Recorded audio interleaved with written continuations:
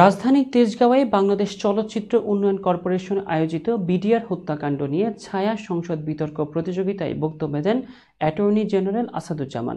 শনিবার সকালে তিনি বলেন, আওয়ামী লীগকে ক্ষমতায় টিকিয়ে রাখার জন্য আন্তর্জাতিক একটি কৌশল ছিল পিলখানা হত্যাকাণ্ড।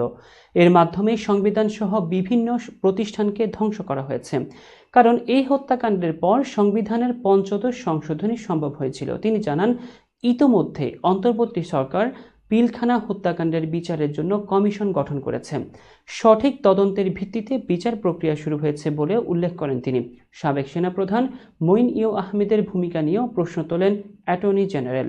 তিনি বলেন, তার নিষ্ক্রিয়তা ছাড়া পিলখানা হত্যাকাণ্ড সম্ভব ছিল না। দেশের সার্বভৌমত্ব নষ্ট করা এবং নৈরাজ্য দীর্ঘমেয়াদী করার জন্য ৫৭ জন সেনা সদস্যকে হত্যা করা হয়েছিল।